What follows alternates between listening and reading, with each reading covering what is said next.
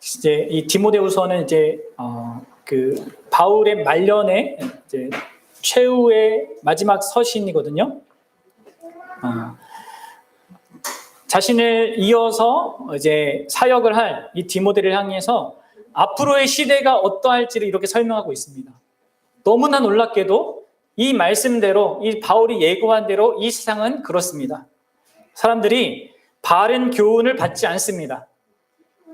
귀가 가려워져서 자신의 사욕을 따르죠. 너무 똑같지 않나요? 요즘에 왜 이렇게 자아중심의 시대잖아요. 바른 교훈보다 내가 원하는 것, 내가 기대하는 것을 위해서 그거에 맞는 스승들을 이렇게 따로 두고 이렇게 추구하는 것이죠. 그래서 진리가 아니라 허탄한 이야기를 따르는 겁니다. 이런 현실이 있습니다. 그럼 이런 현실은 비단 지금뿐만 아니라 이 교회가 예수님이 오신 이후의 모든 시대가 사실 그런 방향으로 가고 있는 겁니다. 그래서 우리는 이 부분에 있어서 좀 정신을 차리고 좀 생각을 해야 하는데요.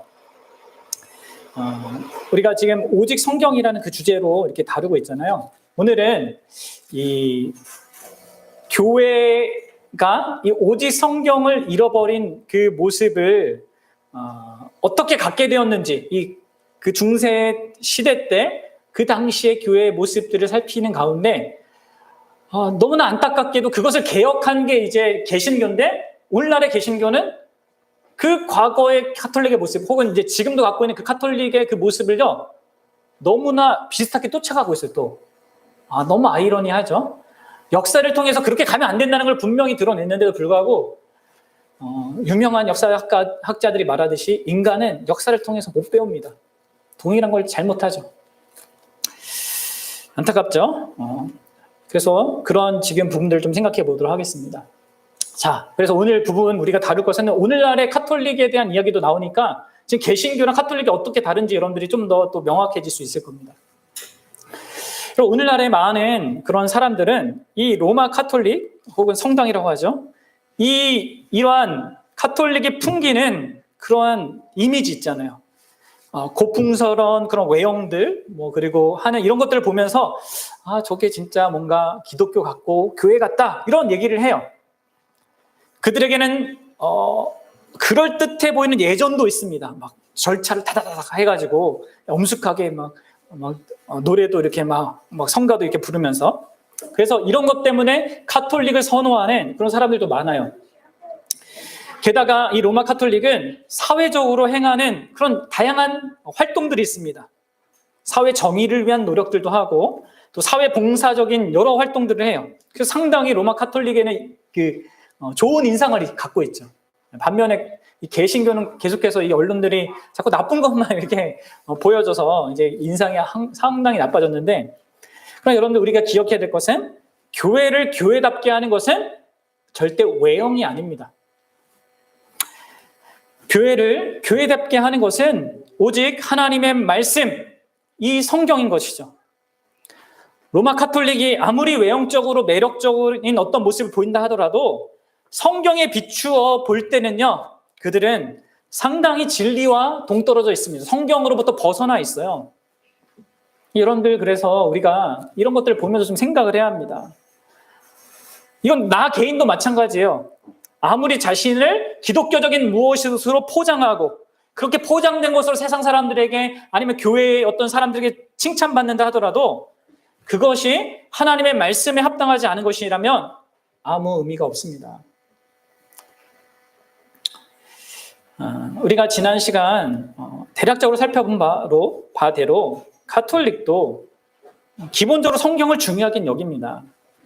그런데 그들은 어떻게 했다고요? 성경과 무엇을 동일한 권위로 두었어요? 성경과 전통을 이 동일한 권위로 두고 받아들였단 말이에요. 아니, 더 자세히 보면 성경이 아니라 정통이 더 중요해요. 전통이 더 중요해요. 그래서 이 전통을 형성하는 교회가 중요한 거죠. 그래서 교회가 성경도 막 결정하잖아요. 이게 성경이어야 돼. 그래서 우리랑 성경 그 권수가 다르단 말이에요. 게다가 성경이 말하지 않은 어떤 주장들도 말하고 있단 말이에요. 오늘날 카톨릭은. 그 대표적인 예가 뭡니까? 바로 예수님의 어머니 마리아에 관한 교리입니다. 여러분들, 마리아에 관한 그 교훈은요, 성경이 전혀 가르치지 않습니다. 성경 어디에 마리아가 뭘 했고, 뭐 얼마나 훌륭한 모습을 보였으며, 우리가 그 마리아를 본받아야 하는지 얘기하는 데가 어디 있어요? 없죠? 전혀 가르치지도 않고 암시하는 데도 없습니다. 그런데 이들은 뭐라고 합니까? 이 가톨릭에서는 여전히 마리아가 무죄한 상태로 태어났다고 해요. 죄가 없는 상태로. 성경에 어디 그게 나와 있죠? 그리고 마리아가 죽지 않고 승천했다고 합니다. 그 성경에 어디 있습니까? 게다가 이 마리아를 중보자로 삼아서 기도하면 그 기도가 더 효과적이라고 합니다. 왜요? 예수님의 엄마니까. 여러분들, 성경은 분명하게 하나님과 사람 사이에 중보자는 오직 예수 그리스도 한 분이라고 가르칩니다. 그런데 여러분들, 이들이 왜 이렇게 가르치는 겁니까? 바로 성경 외에 다른 전통이라고 하는 것. 이 교회 회의나 어떤 교회 교황들이 가르쳤던 그것을 덧붙여가지고 이거 얘기하고 있는 거거든요. 그래서 여러분들, 이런 덧붙임 속에서 자꾸 이상한 대로 성경으로부터 벗어나는 일들이 있게 된 겁니다. 그래서 이 마리아를 비롯해서 수많은 성인들, 이런 성인들을 추구하고 또 숭배하고 그들을 기도의 대상으로 삼는 그런 모습을 가져요. 물론 여러분들, 이들은 그렇게 얘기합니다. 우리는 마리아를 숭배하는 게 아니고 이 성인들을 숭배하는 게 아니다, 이렇게 얘기합니다. 제가 어저께 그 유튜브 검색을 하면서 천주교 신부님이 이렇게 평신도에게 천주교 신앙을 가르쳐주는 그런 영상을 봤는데요. 그렇게 얘기하더라고요. 우리는 우상 숭배하는 게 아니다. 그냥 단순히 우리는 그런 앞선 믿음의 성인들을 기억하고 그들의 삶을 본받고자 하고, 그들이 천국에 지금 있을 텐데 천국에서 하나님께 가까이 있으니까 좀 우리를 위해서 같이 기도해 달라고 그냥 부탁만 하는 거다. 우상 숭배는 아니다, 이렇게 얘기를 하더라고요. 여러분들, 뭐 그들이 얘기하는 것처럼 진짜 우상 숭배가 아니라고 쳐도, 여러분, 도대체 성경에 성인들을 본받고 성인들이 어떻게 살았는지를 또 생각하고, 뭐 그들을 위해서 기도하라, 기도를 구하라, 이런 이야기가 도대체 어디 있습니까? 물론 성경에 나온 믿음의 인물들에 대해서는 그렇게 조금 말할 수는 있지만, 아니 심지어 마리아를 어떻게 본받아요? 마리아가 어떻게 살았는지를 모르는데, 성경이 말해주고 있지 않는데. 여러분들, 이제 제가 듣다 보니까 진짜 정말 황당한 이야기도 하더라고요. 뭐냐면, 성인들은 이제 그들이 성인이라고 붙이는 사람들은 좀 특별한 사람들이잖아요. 이 가톨릭에서 성인들은 하나님의 은혜를 일반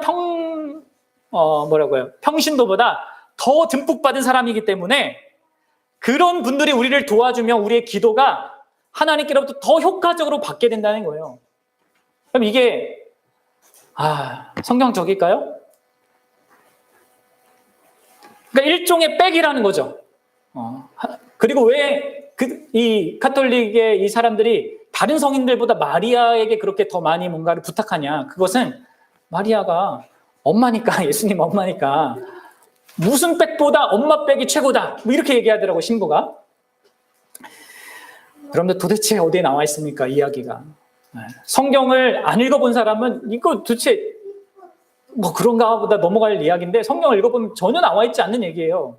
그리고 그 신부가 자신이 이제 세례를 받을 때 요셉이라는 그런 세례명을 받게 되었는데, 그 세례명을 받으면 하늘의 그 요셉 있잖아요, 구약에 나온 그 요셉이 자기의 그런 신앙을 도와주는 그런 약간 수호성인? 뭐 이런 역할을 하게 된다고 합니다. 그런 개념도 도대체 어디서 나오는지 저는 이해할 수가 없더라고요. 여러분들,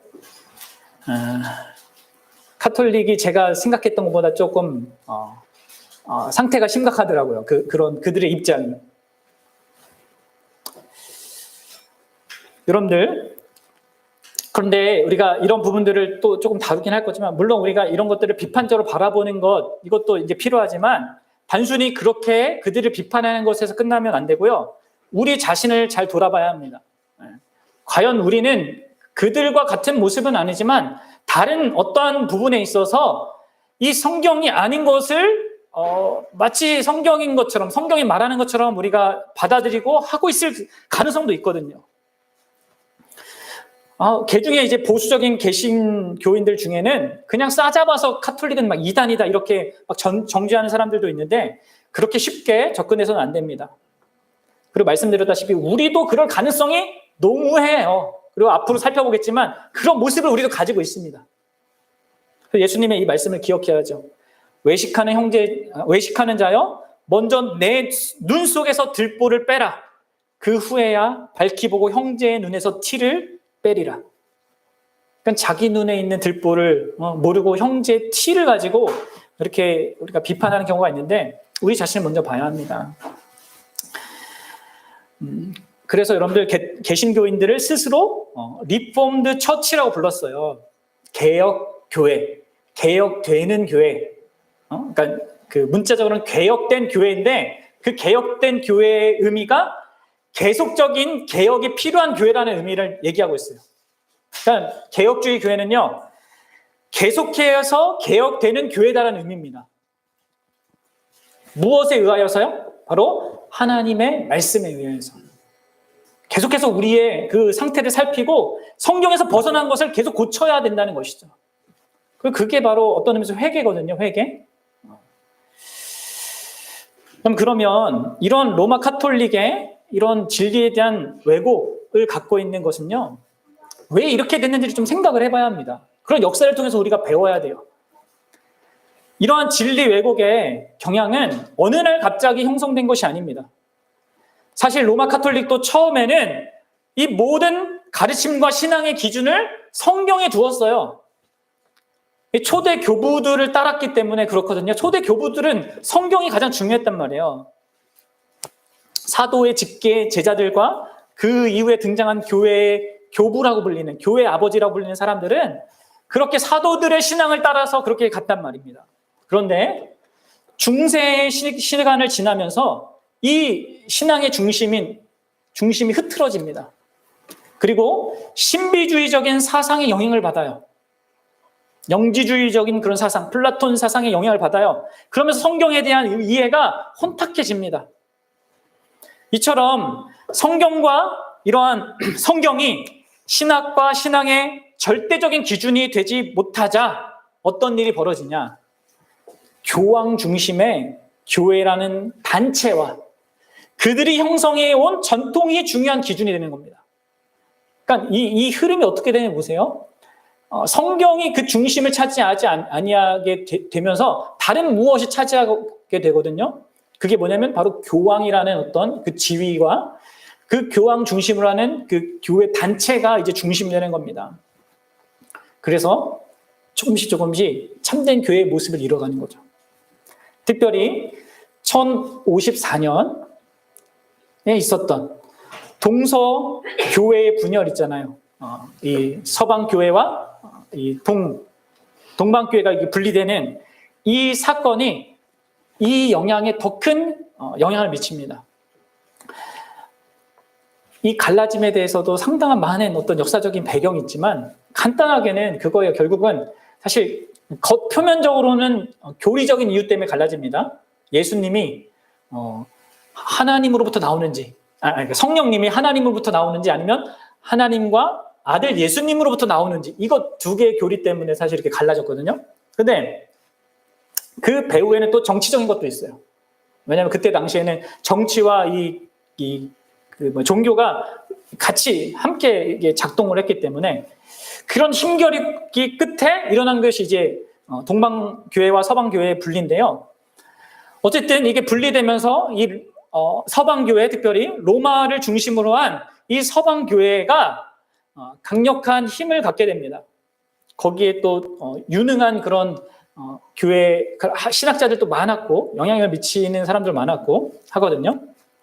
그러면서 이제 이 서방교회, 특별히 로마에 있는 그 주교가 자신이 다른 모든 지역의 주교보다 감독보다 더 우위에 있다라는 주장을 합니다. 그 전까지는 그렇게 주장했던 사람이 없었습니다. 그런데 그런 주장을 하면서 여러 잡다한 근거들, 성경을 막 잘못 이렇게 인용하고 막 하면서 또 다른 막 근거를 갖고 와서 이를 막 확고하게 얘기합니다. 그러면서 결국 그 로마 감독이, 로마 교회 감독이 교황이라는 그러한 타이틀을 갖게 돼요. 그래서 이제 이 서방 교회 안에는 이렇게 세워진 교황 중심의 교회, 단체, 그리고 그들이 하는 회의가 가장 결정적인 것이 되었습니다. 그리고 이 교황은 역대 교황들을 말하면서 그들이 말한 것이 전통이다 이렇게 주장을 해요. 그리고 그 전통을 성경과 동일한 권위로 이렇게 둔 겁니다. 그러면서 이 가톨릭이 이제 점점 진리부터 멀어지는 것이죠. 그런데 여러분 사실 가톨릭 안에도 여전히 그렇지만 이 교황의 지위가 가장 중요한가? 아니면 교회의 회의 있잖아요. 교회의 그 주교들이 모여서 회의하는 그게 가장 중요한가? 이것에 대한 이렇게 논의가 계속 있습니다. 이 논쟁이 계속 있어요. 근데 이제 중세 말기에 종교개혁쯤에는 교황주의가 우세했습니다. 그 교황주의의 그 영향이 이런 과정 속에서 초대 교회부터 그리고 중세 초까지 명확하게 발견될 수 있었던 이 오직 성경의 교리에서 오직이란 것이 빠져버리게 된 거예요. 사실 그 전까지 오직을 사용할 필요도 없긴 했어요. 그냥 이들의 그 기준과 중심은 성경이었거든요. 그런데 이제 뭐가 됩니까? 성경 그리고 전통이 됩니다. 성경 그리고 전통. 이렇게 전통을 성경과 동등하게 놓는 것으로부터 문제가 시작되는 거예요. 결국은 이 성경을 또 이렇게 귀 기울이는 게 아니라 이쪽, 내가 편하고 내가 그냥 쉬운 거 있잖아요. 이런 쪽으로 사람은 귀 기울이게 되잖아요. 전통이 더 무게중심이 이렇게 가게 되죠. 그래서 아까 말씀드렸던 그런 식의 전혀 성경에는 없는 그런 주장들, 사상들을 믿고 따르는 일이 발생하게 되는 겁니다. 그럼 종교개혁 당시에는요, 성당들 안에 소위 거룩한 골동품들이라는 그 물건들이 배열되어 있었습니다. 그게 뭐냐면 예를 들어 이런 거예요. 아기 예수님을 쌌던 있잖아요. 천 있잖아요. 거기 한 조각. 그것을 갖다 놓은 거죠. 진짜 건지 모르겠지만 그거 갖다 놓고 뭐 예수님이 탄생했던 그 마구간에 지푸라기 한 개. 아니면 예수님이 쓰셨던 가시 면류관의 가시 한 조각. 이게 명확한 출처도 이런 것들을 갖다 놓고 신성한 것으로 여기면서 그걸 보고 기도하거나 그걸 만지면 어떤 특별한 효험이 있어서 응답을 받는다든지 이런 식으로 이게 잘못 가는 겁니다. 계속. 그리고 그때 당시에 또 강력한 그 비성경적인 교리이고 지금도 여전히 이 가톨릭 갖고 있는 교리 중에 하나가 뭐냐면 연옥이잖아요. 연옥설. 뭡니까? 이 연옥은 여러분 뭐 하는 데인 줄 아세요? 이 연옥은 지옥에 벌 받을 정도가 되는 사람 말고 지옥에 벌 받을 그 대죄를 지은 사람은 지옥에 가고요. 소죄라고 있어요. 이 가톨릭 안에는 소죄를 지은 사람들은 연옥에 갑니다. 연옥에 가서 이 지옥의 벌과 유사한 정도의 그 고통을 통과해서 정화의 과정을 거쳐야지만 천국에 가게 되는 그런 특별한 장소를 이 사람들이 이 천주교인들이 천주교에서 이렇게 창작을 했단 말이에요. 여러분들 이건 성경이 전혀 말하고 있지 않는 거거든요. 그래서 이들은 그런 연옥에 있는 자들을 위해서 이 현재 세상을 사는 사람들이 그들을 위해서 기도하거나 혹은 그들을 위해서 선한 일을 하면 연옥에 있는 사람들이 그 있어야 되는 힘들게 그 정화 과정을 거쳐야 되는 것을 줄여줄 수 있다라고 얘기하는 거예요. 지금도 여전히 가톨릭은 그렇게 생각합니다. 제가 확인해 봤습니다. 또 다른 어떤 그 가톨릭 그 신부가 쓴 이제 신문, 가톨릭 신문에서 제가 봤는데 그 사람은 이렇게 얘기하더라고요. 연옥 교리가 없다면 이 세상에서 신앙생활을 열심히 해야 하는 이유가 감소된다. 여러분들 이해가 되세요? 연옥 교리가 있어야지만 우리가 신앙생활을 열심히 한다는 거죠. 소재를 안 짓고 열심히 선하게 살아서 그걸 근거로 천국에 곧장 갈 수 있다는 거예요. 여러분들 기본적으로 카톨릭은 철저히 행위 구원이에요. 보십시오. 행위를 통해서 구원받는다는 것을 얘기하고 있는 거죠. 그러면서 그분이 하는 얘기가 성경 자체에는 연옥의 교리를 찾을 수 없지만 외경인 마카오베오 이서에서는 말하고 있다 이렇게 얘기해요. 그러니까 지금 천주교가 갖고 있는 성경에는 이 마카오베오 이서가 들어있거든요. 그러니까 개신교가 성경으로 인정하지 않고 초대 교회부터 성경으로 인정하지 않았던 그것을 이들은 자신의 교리를 정당화하기 위해서 성경을 이렇게 갖다 붙였단 말이에요. 지금도 그렇다고요, 지금도. 근데 여러분들 이 연옥 교리가 중세 말기 그 종교개혁 시대 때에는 특별히 면죄부 판매라는 것을 통해서 더 이게 큰 부작용을 일으켰죠. 그것을 뭘 위해서 그랬습니까? 교회에 교회 건물을 짓는데 웅장하게 그 베드로 대성당 짓는데 사람들의 그 돈을 이렇게 모금하기 위해서 이 면죄부를 막 판매하면서 이렇게 헌금을 거둬들였단 말이에요. 면죄부를 주고 돈을 주고 사면 연옥에 있는 그 시간을 단축시켜 준다는 거죠. 한 장의 면죄부가 죄에 대한 형벌을 완전히 또는 부분적으로 씻어줄 수 있다는 거예요. 특별히 이제 교황 레오 10세라는 그런 교황이 있었는데 그는 특별 면죄부를 발매했습니다. 이걸 사면요, 신자가 처음 세례 받았을 때 그 순결한 상태로 회복시켜주는 거예요. 그래서 이 땅과 또 연옥에서의 모든 죄에 완전한 사죄를 갖다 주는 거예요. 이 면죄부를 돈을 주고 사면. 그래서 그는 이렇게 선언했습니다. 실제로 이 기록에 있는 거예요. 헌금함에 동전이 땡그랑 소리를 내는 순간 연옥에 있는 영혼이 살아납니다. 물론 지금도 카톨릭 이걸 주장하는지 모르겠지만 종교개혁 그 시즌에는 이러한 식의 이러한 관점들이 있었단 말이에요. 여러분들 이러한 것들은 역사 가운데서 계속 반복됩니다. 예수님 방시 때도 유대인들이 비슷하게 했습니다. 이들은 뭐라고 했습니까? 고르반이라고 하는 그 전통을 만들었어요. 그건 뭐냐면 내가 하나님에게 뭔가를 헌상을 하고 이렇게 바친 게 있으면 부모에게 행할 의무 있잖아요. 그것은 안 해도 된다라고 스스로 그렇게 전통을 만들어놨어요. 말도 안 되는 거죠. 하나님께 하는 것과 부모에게 해야 되는 것은 다른 거잖아요. 근데 그것을 교묘하게 해서 자기가 마땅히 해야 되는 부모를 섬기고 사랑하고 이게 돌봐야 되는 그 책임을 회피하는 거예요. 그런 전통을 만들어서. 그래서 예수님은 너희가 너희의 악한 전통으로 하나님의 말씀을 폐하였구나 라고 책망하셨습니다. 근데 그런 일들을 그 역사가 계속하는 거죠.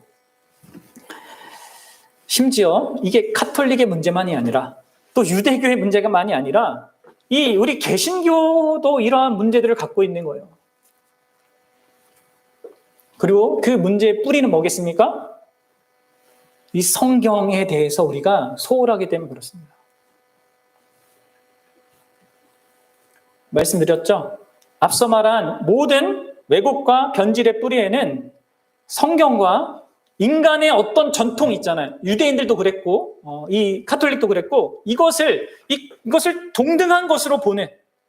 그러니까 성경이 최고의 권위가 아니라 다른 무엇을 자꾸 성경과 동일한 어떤 것으로 보고 아니면 이걸 성경보다 더 높은 무엇으로 보기 때문에 이러한 왜곡된 그런 현상들이 있었던 것입니다. 그래서 개혁자들은 이런 것에 대한 깨달음을 갖게 되었어요. 너무나도 놀랍게도 아까 우리가 이렇게 참된 교회 있고 나누면서도 얘기했지만 이게 이 사람들이 다 같이 모여서 이들이 오직 성경에서 벗어났기 때문에 이러한 결과를 가졌구나 이렇게 서로 논의한 게 아니거든요. 각 지역마다 각 대륙마다 곳곳에서 그렇게 깨닫고 그것에 대해서 이렇게 문제의식을 가진 사람들이 일어났단 말이에요. 독일에는 루터가, 스위스에는 쯔빙글리가, 영국에는 윌리엄 틴데일이라는 그 사람들이 그리고 그 외에도 수많은 사람들이 지금 교회가 참된 교회 모습을 이뤄가고 있다. 오직 성경으로부터 벗어났다. 이러한 인식들을 다 갖게 됐단 말이에요. 그래서 여러분들 종교개혁이 일어난 거죠. 여러분, 종교개혁자들은 오직 성경이 위협받고 성경 더하기 전통이라는 이 카톨릭의 주장으로 인해서 교회가 교회다운 모습을 잃어버린 그런 현실을 간파했습니다. 진짜 이것이 그렇게 동시다발적으로 있었던 그것은 하나님의 놀라운 섭리가 아닐 수 없죠. 인간이 어떻게 그렇게 할 수 있겠습니까? 그리고 여러분들, 이 종교개혁자는 그렇게 이런 교회의 현실, 오직 성경을 잃어버려서 수많은 헛된 사상으로 덕지덕지 붙여진 그런 교회의 어떤 것들을 개혁하기 위해서 오직 성경을 외친 겁니다. 사실 종교개혁자들은 새로운 교회를 세우려고 하지 않았습니다. 가톨릭 안에서 그 가톨릭 교회를 개혁하고자 했어요. 그러나 가톨릭 교회가 이들을 이단으로 정죄했죠. 그리고 추방했습니다. 그래서 어쩔 수 없이 프로테스탄트, 저항하는 자들이 된 거예요. 그런 집단이 된 거예요. 그럼 여하튼 이 종교개혁자들은 오직 성경만이 우리의 구원과 신앙의 삶에 충분하다라는 것을 강조하면서 이 성경의 권위를 회복하고자 노력했습니다. 그럼 이 역사적인 그들의 이 애씀과 수고를요, 나와 상관없는 것을 생각하면 안 됩니다. 그들의 그런 수고와 애씀 때문에 지금 우리가 있는 거거든요. 그리고 그 일의 일환으로 이들이 상당히 공을 들인 것이 바로 성경 번역이었어요. 성경 번역은 전통이 아니라, 교황이 아니라, 교회라는 집단이 아니라 오직 하나님만이, 그리고 하나님의 말씀만이 기준이란 것을 그 성경을 읽는 모든 사람들이 볼 수 있고 깨달을 수 있게 하게끔 하는 정말 가장 중요한 강력한 수단이었거든요. 그래서 어떤 사람은 이 성경 번역이 교황의 무한 권위라는 장벽을 무너뜨리는 대포알이었다, 이렇게 얘기를 해요. 그래서 여러분들, 루터도 그렇게 도망 다니면서 열심히 성경을 번역해서 독일어로 처음 신약 성경을 완성했거든요. 그리고 영국에서는 윌리엄 틴데일이라는 사람은 그도 성경을 영어 성경으로 번역했는데 신약 성경밖에 번역하지 못했습니다. 왜냐하면 잡혀서 화형당해서 죽었기 때문에. 로마 카톨릭 성경 번역하는 것을 불법으로 규정했습니다. 지금 제 나이에 42세 때 이분이 죽었는데 당연히 그렇겠죠. 이미 형성되어져 있는 그런 로마 카톨릭의 그런 어떤 배경과 전통과 그런 분위기와 그 세계관 속에서 그것은 아니라고 말한다는 것이 쉽지 않죠. 진짜 목숨을 걸어야 되는 것이었습니다.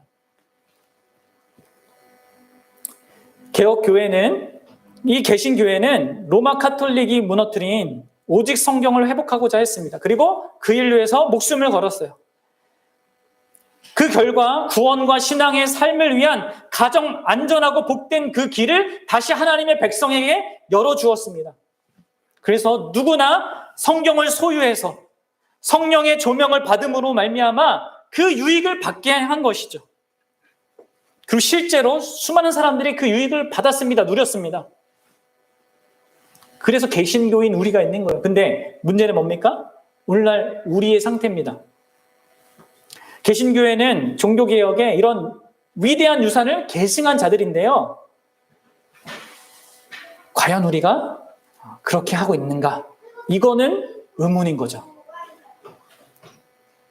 여러분들, 종교개혁자들이 오직 말씀의 권위를 자신의 신앙과 삶의 가장 권위 있는 기준으로 두고 그 말씀에 순복하는 가운데 그 좁은 길을 선택해서 갔습니다. 그런데 여러분들, 오늘날의 개신교 안에는요, 어떤 면에서 로마 카톨릭 교회 못지않은, 아니면 그보다 더한 복잡한 그리고 수많은 오류들로 덕지덕지 이렇게 덧칠된 그런 모습을 갖고 있어요. 이 박순영 목사님은 이런 개신교의 상태가 거의 통제 불능한 상황에 처해 있다고 얘기합니다. 어디에서 우리가 알 수 있습니까? 제가 어저께 만난 분들을 통해서 알 수 있어요. 교회를 수십 년 다녔는데 성경이 말하는 거 하나도 몰라요. 여러분들, 교회를 또 봉사도 열심히 했어요. 다 그분들도. 근데 몰라요. 성경을 배운 적이 없대요. 그럼 어떻게 된 겁니까 도대체? 큰 교회 다니셨대요 다. 또 한 번은 작은 교회 다니고 거기 막 진짜 좋은 교회라고 막 얘기하는데 성경을 몰라요. 오직 성경의 의미도 잘 배우지 않을 뿐만 아니라 이 성경의 가치를 소홀히 여기고 그런 경우도 많고요. 또 어떤 수많은 교회들은 이 오직 성경을 다양한 이유로 부정하는, 겉으로는 부정하지 않습니다. 다 성경을 말하긴 해요. 그런데 다 왜곡시켜서 말하고 있어요. 어떻습니까, 여러분들? 응? 그래서 제가 어저께 만난 그 두 분한테 계속 진짜 성경을 바르게 가르쳐주는 교회 가셔야 합니다. 그렇게 얘기를 했거든요. 한 번도 성경을 바르게 배워본 적이 없다고 두 분 다 그렇게 얘기했어요. 오늘날 한국교회 현실입니다. 여러분들, 교회는 단순히 종교 활동하는 곳이 아닙니다. 무슨 봉사하는 곳이 아니에요. 기독교는 철저히 하나님께서 자신에 관하여서 특별하게 계시해 주신 이 성경 말씀에 기초한 그 진리를 소유하고 그 진리의 중심이신 그분에 대한 믿는 믿음으로 살도록 이끄는 그런 종교입니다. 그래서 여러분들, 그럴듯한 기독교적인 모양을 갖춘다 하더라도 그 마음의 중심으로부터 이 말씀을 듣고 또 그 말씀에서 그 하나님을 발견하고 거기에 대한 반응이 없으면 이 참된 기독교인일 수가 없는 겁니다. 말로만 나는 성경을 최고의 권위로 인정해. 오직 성경 난 알아. 이렇게 해서도 아니에요. 심지어 이 개신교 안에서 성경을 상당히 강조하고 막 성경을 많이 읽고 하는 그런 사람들조차도 성경을 상당히 주관적으로 사용하는 경우도 많습니다. 자신의 삶의 체험이나 자기의 주장을 증명하기 위해서 성경을 보조수단으로 사용하는 경우가 많아요. 여러분, 이 부분에 있어서 우리는 우리 자신을 돌아봐야 합니다. 이것 역시 성경을 말하지만 오직 성경을 부인하는 거거든요. 게다가 심지어 교회 안에는 교회 안에 활동들은 많이 하는데 성경은 전혀 읽지 않는 사람들도 수두룩합니다. 그래서 우리 목회자들 사이에서는 성경 읽게 해야 된다는 이런 운동들이 있거든요. 얼마나 성도들이 성경을 안 읽으면 그런지 모르겠어요.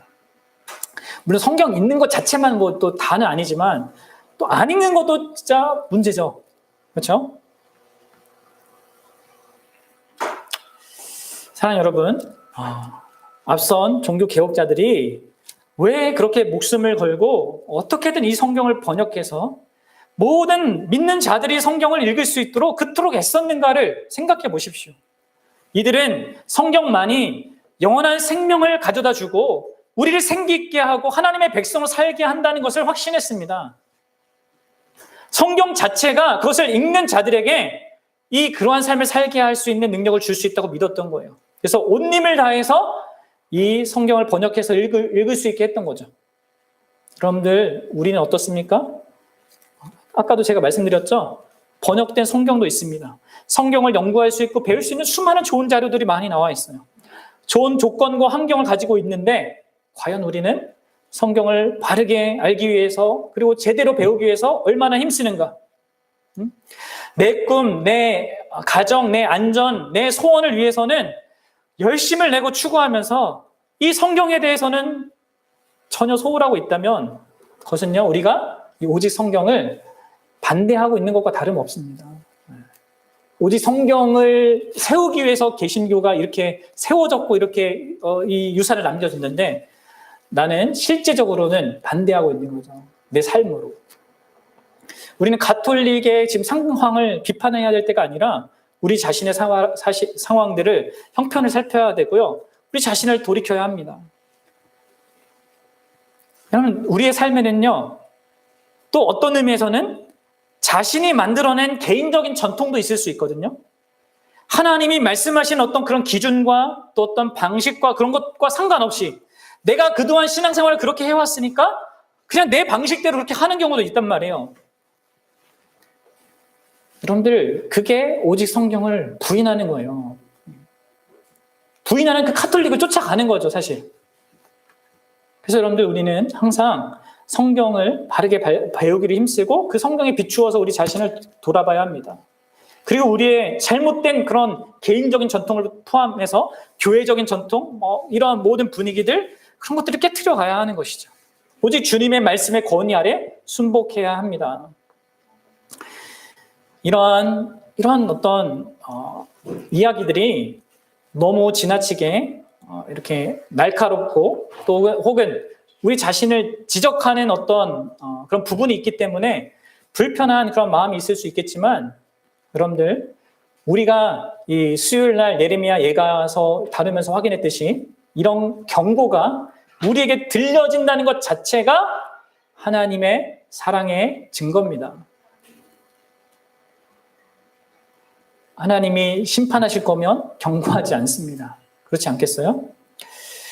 우리가 오직 성경에서 벗어나 있는 나는 아닌가, 우리 교회는 아닌가, 이것을 돌아봐야 하고, 혹시 우리가 스스로를 망치는 그런 더 큰 위험에 빠지기 전에 우리는 바른 길로 돌아와야 합니다. 오직 성경을 회복해야 해요. 그게 무엇인지 알고 그러한 것을 소유한 자로 살기를 소원해야 합니다. 사랑하는 여러분, 우리가 오직 성경을 추구하고 그 중심을 사는 것은 선택사항이 아닙니다. 예수님께서 그것을 우리에게 가능하게 하기 위해서 이 땅에 오셨고요.